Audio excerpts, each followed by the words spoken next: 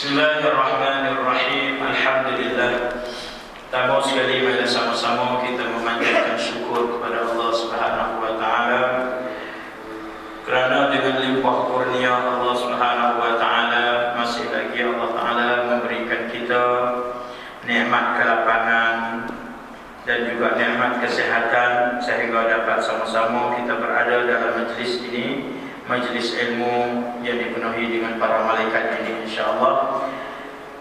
Dan mudah-mudahan Allah Subhanahu wa taala akan senantiasa merahmati kita, memberkati hidup kita dan juga sentiasa meridai kita dunia hingga ke akhirat nanti insya-Allah.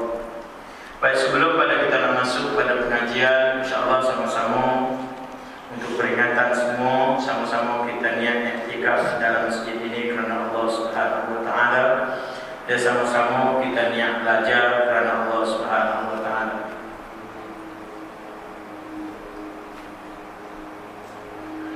Bismillahirrahmanirrahim. Di mana Ustaz hari berhenti boleh?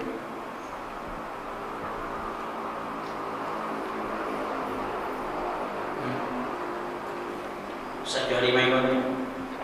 Main tak? Dia tak main tak? Dia main? Nombor surat 3 tempat dia?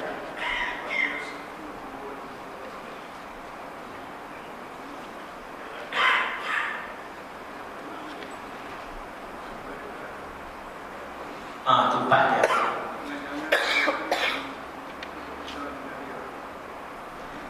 Mana dia tak main waktu saya baru ni ya. Mana? Okey, baik. Bismillahirrahmanirrahim. Qala musannif rahimahullahu ta'ala wa sammaytuha faridatal faraid fi ilmi al-aqaid.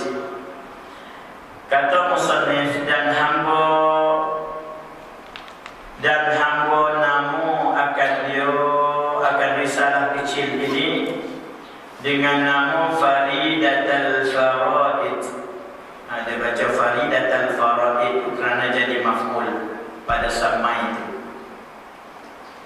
Faridatul Faraid pada bicara ilmu aqaid, iaitu Faridatul Faraid mana satu permata daripada segala permata. Dia permata daripada segala permata. Mana permata dia ni kira permata yang megah.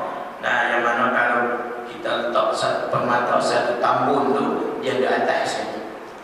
Nah, itu permata yang dikatakan Faridah Al-Faraid, iaitu permata daripada segala permata. Jadi kitab yang dinamakan Faridah Al-Faraid ini pada bicara ilmu aqaid, pada nak bicara ilmu aqaid. Aqaid ni mana pegangan.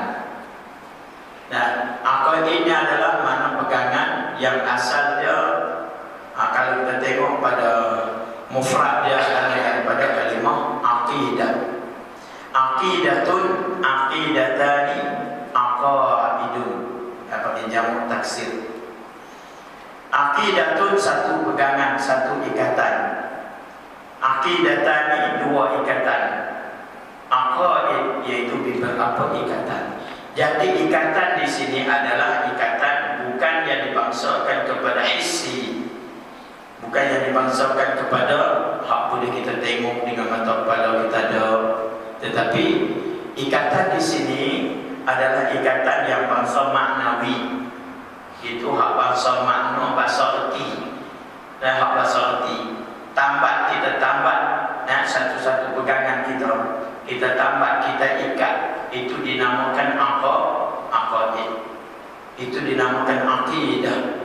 Bila kita tambat dalam hati kita akan pegangan kita, jadi tambatan yang kita tambat itu tak mungkin kita ungkai, tak mungkin kita nak buka, tak mungkin dia terbuka dan dibuka sama sekali sampai waktu mati. Itu dinamakan aqidah atau aqaid. Maka sekiranya boleh buka, boleh tak kita nak nama aqidah? Maka tidak boleh kita ada nama akidah kalau dia boleh buka. Sebab kita nak boleh panggil akidah ma'rifat apa semua ni, dia kena ikat, yang mana ikat tu dikatakan simpul mati. Simpul mati. Mana simpul mati tak mungkin kita boleh ubah. Sebagaimana disebut bahawasanya dinamakan ma'rifat. Akidah ini iaitu jazmun, nak jazam, pegangan yang putus. Al-jazmu al-mutabiqu lil-haqqi an dalilin. Mana nak pegangan yang putus, pegangan yang tak mungkin kita buka balik. Lagi pula nak membetuli dengan perkara yang sebenar. Pegang putih dah, kemah dah, tapi nak kena kepada benda tu benda yang sebenar. Kalau pegang putih, macam agama lain, dia berpegang pada, ada berpegang pada dewa, berpegang Tuhan itu tiga, pegang pada patung dia apa semua. Mana pegangan dia putus, tetapi tidak membetuli akan perkara yang sebenar. Tidak membetuli akan perkara yang sebenar. Satu lagi, bila kita pegang putih dah betul dengan benda yang sebenar, nak ada pengikat satu lagi, iaitu dalil. Maka dalil inilah yang memperkuatkan pegangan kita. Dalil inilah yang memperkuatkan pegangan kita. Kalau kita nak ibaratkan bahasa-bahasa kampung kita, orang panggil baji. Tuan-tuan kenal baji.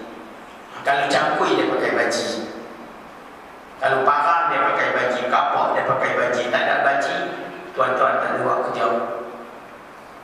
Tuan-tuan tak ada buat kerja. Sama juga dalam bab akidah. Kalau tidak ada dalil, maka kita jadilah seorang yang muqallid. Apa makna muqallid? Iaitu orang yang ikut orang semata-mata, secara mengkhizir buta. Boleh sebut betul kan? Secara membuta tuli. Jadi turut dah. Pegang lagu ni macam saya, Ustaz saya cerita lagu ni, okey. Mana bukti dalil yang kau kata kau pegang ni benar? Tak tahu, waktu kena tanya Ustaz. Kalau lagu tu maknanya orang panggil muqallid, walaupun dia pegang kemah. Kemah dah dia pegang. Tapi tak ada dalil. Maka tak ada dalil ni, dia tak tahan lama. Sebab kalau kita tengok dalam matan Al-Jawharatul Tauhid, dia ada sebut apa? Id kullu man qallada fit tauhid imanuhu lam yakhlu min tardid. Id kata dia, kerana kullu man qallada fit tauhid, tiap-tiap mereka yang berpegang mengikut orang semata-mata dalam bab tauhid dengan tidak memikirkan dalil untuk diri dia. Kata dia imanuhu, bermula imannya, iman orang yang ikut orang semata-mata ni, lam yakhlu min tardid, mana tak sunyi daripada berpergi datang. Pergi datang ni macam mana? Kadang dia mari syak. Betul ke pegang ni? Betul ke? Kau tak betul. Jadi maknanya bila timbul syak, takut-takut dia tak jadi. Apabila tak jadi akidah, sebab timbul syak, dia tidak jazam. Sebab tu diterima akan akidah itu hanya pada yakin, tidak pada syak, tidak pada zon, dan tidak pada waham, tidak pada jahil. Semua tak terima kecuali yakin. Maknanya dalam bab akidah nak bulat, betul-betul bulat. Kalau tak bulat, tak dinamakan akidah. Sebab tu tuan-tuan, nak ada dalil, kena cari dalil, fikir sikit saja dah untuk kemah. Sebab tu baji orang pun pada cangkui dia tak besar, sikit dah. Kayu kecil dah, kita sumbat, kita ketuk sikit, potong. Tuan-tuan cangkui lah, nak nyangkui sampai mati pun dia takkan cabut. Demikian juga akidah kita, bila ada dalil, siapa nak goncang, apa nak goncang, siapa nak mari buat apa, tak boleh lah. Baik, sebab tu kalau tak ada dalil, jangan nak berdabi dada. Sekali lagi orang kocok sikit, dah tumbang. Baik.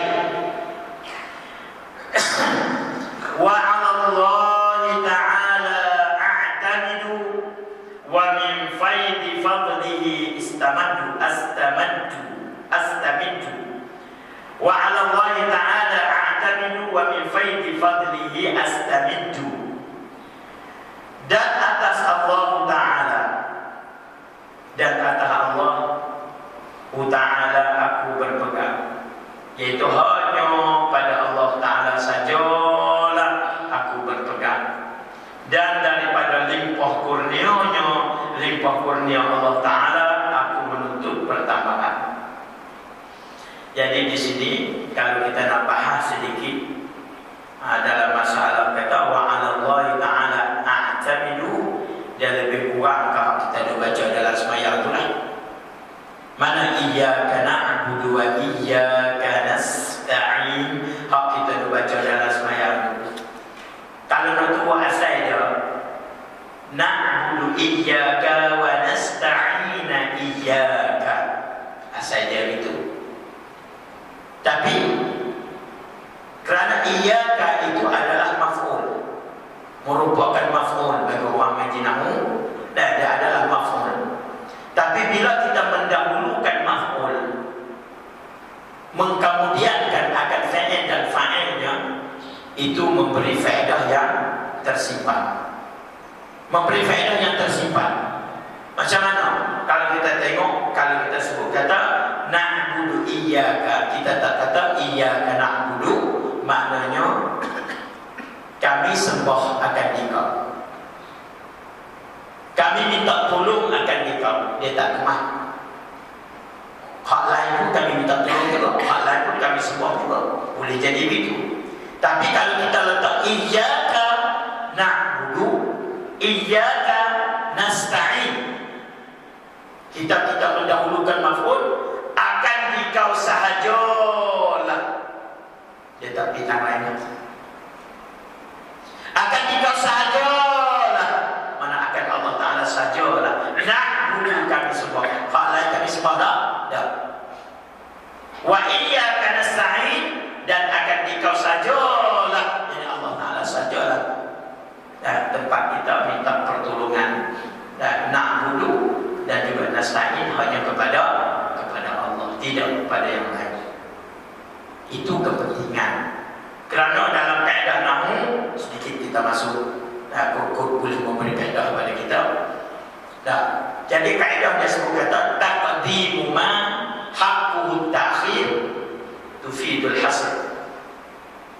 Taqdimu ma haqquhu ta'khir tufidul hasr. Maknanya kita mendahulukan barang yang pada haknya duduk pada akhir, tapi kita letak dia pada depan, memberi faedah tersimpan.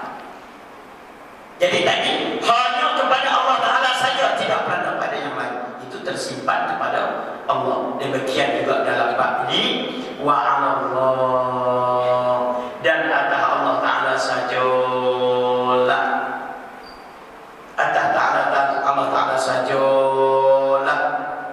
Itu kata dia, atas Allah Ta'ala sajalah aku berpegang, aku tak pegang pada yang lain. Dan daripada kurniaan Allah Ta'ala sajalah aku menuntuti pertambahan. Aku tak minta pada yang lain, aku minta pada Allah. Baik.